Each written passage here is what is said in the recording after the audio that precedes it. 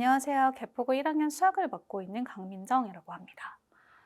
이번에 변화가 굉장히 많은 해였잖아요. 5등급제 바뀌고 첫 고일 중간고사이기 때문에 예측도 어려웠으나 이번 개포고 시험 역시나 정말 많은 변화가 있었어요. 그래서 지금부터 2025 1학기 중간고사 총평을 시작해 보도록 하겠습니다. 일단 문항 수는 여태까지와 달라진 건 없었어요. 객관식 15, 단답 넷, 서술 둘. 그리고 서술형 두 문항 20점, 각 한 문제당 10점으로 굉장히 큰 비중을 여전히 차지하고 있고요. 그 시험 범위 또한 대부분의 학교와 동일하게 다항식의 연산부터 2차 함수까지였습니다. 근데 가장 큰 특징을 말씀을 드리면 학교 프린트인데요.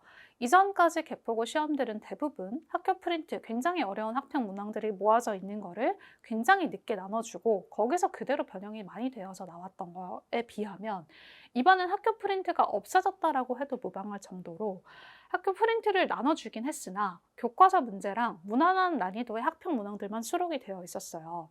이거부터 굉장히 큰 변화일 수밖에 없는 게 학교 선생님들도 이 추가적인 프린트를 더 줄지 말지를 끝까지 고민을 하셨던 걸로 기억을 해요.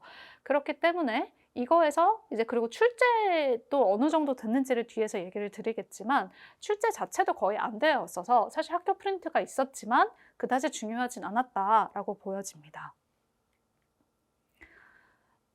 시험지 구성은 그냥 난이도 순으로 대부분의 시험지들과 동일한 큰 특징을 갖고 있지는 않습니다. 이번 개포고 중간고사 시험에서 그럼 큰 특징을 두 개를 말씀을 드리면 첫 번째, 학교 프린트 반영이 거의 안 되었다예요. 안 될 수밖에 없게끔 좀 쉬운 문제들을 내주기도 했는데 사실 학평 문제가 없었던 건 아니에요. 나오긴 했으나 학교 프린트에서 나눠줬던 문제와 동일한 문제들은 거의 아예 없었다라고 보여집니다. 그리고 두 번째는 서술형 난이도가 낮아졌어요. 사실 10점짜리 두 개이기 때문에 이전까지 시험 난이도가 어느 정도 있었다면 이번 시험에선 서술형 난이도를 좀 낮췄다고 보여져요.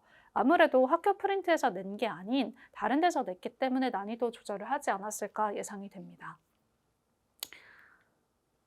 그래서 이번 시험은 사실상 그냥 기본 수학 실력이 중요한 시험이었다고 예상이 돼요. 왜냐면 시험지 자체의 난이도는 좀 낮아지긴 했어요. 그래서 상위권들이 느끼기에는 이번 시험 쉬웠는데 라고 느낄 수 있는 익숙한 문제들로 구성이 되어 있지만 중하위권 친구들이 느끼기에는 학교 프린트가 아닌 다른 데서 문제가 나왔네 라고 아마 생각이 되면 체감 난이도는 더 높아질 수밖에 없었다라고 보여집니다. 그리고 이런 식으로 시험을 낸다면 기본 수학 실력을 높일 수밖에 없게끔 이제 진행이 될 것 같아요. 그래서 이번에는 프린트 반영이 굉장히 낮았다라는 게 가장 큰 특징이라고 보여집니다. 조금 더 자세히 분석을 해보면 지금 제가 12, 13, 단답 3, 4, 서술 1까지 학평 문제들이라는 거를 제가 이렇게 언급을 하였는데 일단 큰 특징으로 보면 두 가지로 나눌 수 있어요. 2024 문항 9월 이 두 개나 나왔는데요. 이거는 조금 난이도를 높게끔 낸 것 같아요. 아무래도 최신 문제이기 때문에 어떤 기출을 풀었을 때 이거의 변형 문제들이 많이 수록되어 있지 않아요. 그래서 학생들에게도 조금 더 낯설 수 있고 풀어보지 않았던 친구들이라면 생각을 하고 풀 시간이 아무래도 부족하다 보니 이걸로 변별력을 유도했던 것 같고요. 나머지 문항들은 학평 문항들이긴 하지만 좀 예전 연도예요. 18, 15, 19라서 좀 익숙하게 공통수학 또는 수학상을 굉장히 공부를 많이 했던 친구들이라면 너무나 익숙하게 봤을 문제들로 구성이 되어 있어서 그 친구들에게는 체감 난이도가 낮을 수밖에 없었다라고 보여집니다. 그리고 난이도 상 변별력 문제도 두 개가 있기는 했었습니다. 15번 객관식 마지막 문제는요. 출처가 애매해요. 저도 딱 봤던 문제가 아니라서 아마 직접 출제를 만드신 것 같은데 다른 문항에서 시간을 확보했으면 충분히 풀 수 있는 막 많이 어렵다라기보다는 계산이 조금 복잡한 문항이었어요. 중등 내심의 개념을 제대로 이해를 하고 있다면 풀어볼 만했다라고 보여지고요. 그리고 단답형 4번, 단답형 마지막 문항이 역시나 조금 변별력이 있었던 문제지만 말씀드렸던 2024 학평 문제이기 때문에 풀어본 학생이라면 괜찮았을 거고 그게 아니었다면 시간이 굉장히 오래 걸렸을 것 같아요. 생각을 해야 되기 때문에. 근데 사실 단답형 하나당 5점밖에 안 되기 때문에 이 문항을 과감히 버리고 서술형 20점에 집중하는 것이 더 유리했을 시험입니다. 서술형의 난이도가 이거에 비하면 더 낮았기 때문에 거기에 집중을 하는 것이 맞는 시험이다라고 보여져요. 그래서 정리를 해 드리면 사실 개포고 특성상 이 상위권과 중하위권의 격차가 조금 어느 정도 있어요. 그럴 수밖에 없기 때문에 체감 난이도 차이도 컸을 거고 아마 상위권 친구들은 꽤 고득점이 많이 나왔을 것으로 예상이 돼요. 그쪽에 해당이 되는 학생이 점수가 아니라면 아마 기말고사가 굉장히 중요할 것으로 예상이 됩니다. 그래서 제대로 이해하고 본인 것으로 만드는 수학 공부가 중요해진 시험이었다라는 거를 살펴볼 수 있을 것 같습니다. 그럼 이제 기말고사를 어떻게 대비할 것인가에 대한 얘기를 할 수밖에 없을 것 같아요. 첫 번째는 일단 각 단원의 정확한 개념 이해를 기반으로 대표적인 문항을 실수 없이 풀어내야 돼요. 그러니까 프린트 문항에 의존하던 기존의 개포고 문항이 아니에요. 그래서 완전 달라졌기 때문에 제대로 수학 공부를 기본 점수 확보가 일단 첫 번째예요. 이번에 이런 게 제대로 되어 있지 않았다, 앞에서 실수가 있었다 하는 친구들은 내가 제대로 개념을 이해하고 문제를 풀고 있는지를 살펴볼 필요가 있습니다. 그리고 두 번째는 최근 연도 또는 빈출 학평 문항 풀어보기예요. 여전히 학평 프린트를 나눠주진 않았지만 학평 문항들이 많이 수록이 되어 있어요. 그렇기 때문에 수학 공부가 부족한 학생들이라면 빈출 학평을 아마 틀렸을 거예요. 많이 본 문제임에도 불구하고. 그래서 그런 빈출 학평 문항은 당연히 연습을 해야 되고요. 그리고 또는 이제 당황하는 친구들 많을 거예요. 시험장에서 새로 본 유형 못 푼다. 나는 당황하면 생각이 안 든다 하는 친구들이라면 최근 연도 학평 문항까지도 좀 꼼꼼하게 볼 필요가 있다. 그래서 어쨌건 50분이라는 시간 동안 다 풀어내려면 시간 확보를 위해 학평 문항을 익숙하게 연습하는 것이 두 번째로 중요할 것 같습니다. 그리고 마지막은 이제 개포고 시험 스타일에 맞게 시험 연습을 하는 게 중요할 수밖에 없어요.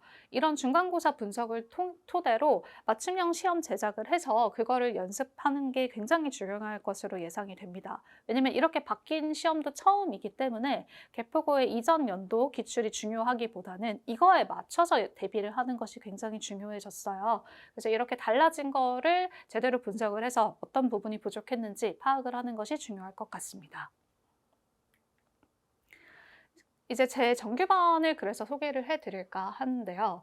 저희 반의 가장 큰 특징을 말씀을 드리면 저는 일단 그 개념 이해를 어떻게 할 것인가, 제대로 문항의 이해를 완벽하게 어떻게 할 것인가를 생각을 해 봤을 때 사실 스스로 설명해 보기만큼 중요한 게 없어요. 근데 이걸 뭐 모든 문항을 다 해라 이런 것보다도 학생들이 스스로 공부를 하게 냅두면 보통 그냥 오답했어요 하고 넘어가지만 너 이거 설명해 봐 라고 했을 때 제대로 말하지 못하는 아이들이 대부분이에요. 그런데 본인이 이해했다고 착각하고 넘어가는 경우가 너무 많은데 이런 메타인지가 제대로 안 되어 있는 친구들한테는 정말 꼼꼼하게 강사가 직접 확인을 해주는 게 가장 중요하다고 생각이 돼요.